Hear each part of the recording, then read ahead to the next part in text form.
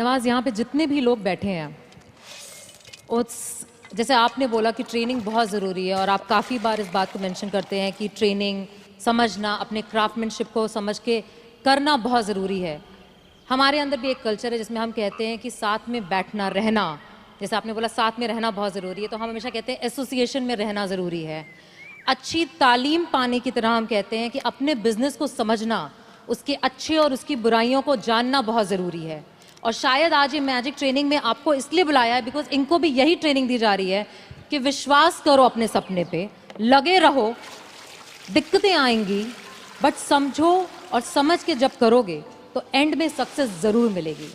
इस पूरी जर्नी में आपके, जब आपको कभी भी ऐसा फील नहीं हुआ कि बहुत हो गया, सफलता नहीं मिल रही है, लोग आगे पीछे, शायद कोई आगे बढ़ रहा था, जैसे आपने बताया कि आप पहले ऐसे माहौल में रहते थे जहाँ पे लोगों को एक्टिंग के लिए मिल जाते थे और आपको नहीं मिल रहा था, तो कभी छोड़ने का दिल नहीं किया आपको कि छोड़ देता हूँ, कुछ और कर लेता हूँ?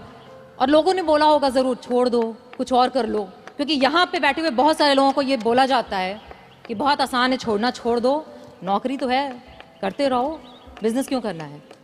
इसके लिए आप क्या कहना चाहेंगे? आई थिंक सबसे आसान काम है, जैसे आपने बताया, नौकरी करना तो सबसे आसान काम है, लेकिन खुद से क्रिएट करना कोई चीज़, वो वाकई बहुत डिफिकल्ट है।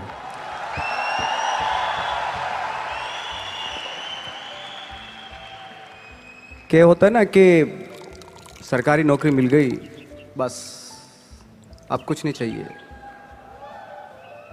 पूरी ज़िंदगी गुजार देते हैं, क्योंकि मिलता रहेगा, वो उसको हटाएंगे तो नहीं, आपको मिलता रहेगा, सरकारी पैसा आता रहेगा आपके पास। लेकिन खुद से जब करते हैं ना, तो उसको करते हुए बहुत दिक्कतें आए, डेफिनेटली बहुत दिक्कतें आएंगी, क्योंकि खुद का कुछ क्रिएट कर रहे हैं आप, और क्रिएशन में हमेशा प्रॉब्लम आती है, वो आसानी से नहीं हो जाता, कोई भी क्रिएट चीज़ आसानी से नहीं हो जाती। आपके आसपास मुझे लगता है कि मोटिवेट करने वाले लोग होने चाहिए, आपके दोस्त ऐसे होने चाहिए जो आपको मोटिवेट करें, आपकी बातें सुने, ऐसे लोगों के बीच में रहिए जो आपको हर वक्त आपकी बातें सुने, आप चाह क्या रहे हो, क्या सोचते हो आप, उसकी रिस्पेक्ट करें। और सारे जो ग्रुप जो होता है वो उसकी थॉट को रिस्पेक्ट करके उसको एग्जीक्यूट करें, यू नो, वो बहुत ज़रूरी होता है। तो आई थिंक जैसे हमारे यहाँ भी होता है कि बहुत सारे टैलेंटेड एक्टर होते थे, जब हम दिल्ली से मुंबई की तरफ आते हैं तो बहुत सारे जत्था का जत्था 15-20 एक्टर्स आते थे, तो बीच बीच में गायब होने लगते थे वो, पता नहीं कहाँ, कोई कहीं चला गया, कोई कहीं चला गया, किसी ने छोड़ दिया, किसी ने दुकान कर ली, है ना, किसी ने कुछ कर लिया, ऐसे चले जाते थे। मैंने कहा वो एक्टर कहाँ गया, वो तो चला गया, क्यों? ये काम नहीं मिल रहा था यार। अच्छा वो तो यही है मुंबई, वो क्या कर रहा है? बोले कुछ नहीं कर रहा है, ऐसे ही। तो पता है ऐसा क्यों होता था? कुछ एक्टर थे जिनका सर्किल बहुत करेक्ट होता था, और कुछ एक्टर थे जिनका सर्किल जो है ना बहुत ही गंदा सर्किल था, डिप्रेस करने वाला, है ना, ऑलरेडी फ्रस्ट्रेटेड थे वो लोग, इस तरह का सर्किल था। तो हमेशा ना मुझे लगता है कि अवेयर रहना चाहिए कि मैं किन लोगों के बीच में रहता हूं, वो बहुत ज़रूरी है।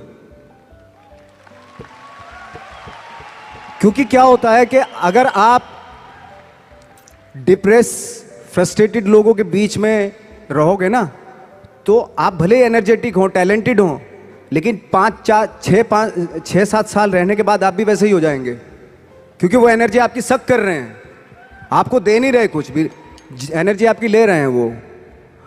तो बहुत सारे एक्टरों से जब मैं मिलता था, वो बिल्कुल ही गिव अप कर दिया था उन्होंने, पर यार ऐसे क्यों दिखाई दे रहे हो ऐसे, और उनके थॉट भी बदल जाते हैं, पता है, वो सारी कंप्रोमाइज़ वाले, अरे यार जो भी है ठीक है, थोड़ा मोड़ा छोटा पोटा दिलवा दो जो भी। मैंने कहा यार तू तो बहुत टैलेंटेड था, तू इस बात पे आगे कि छोटा मोटा कुछ भी वो दिलवा दो।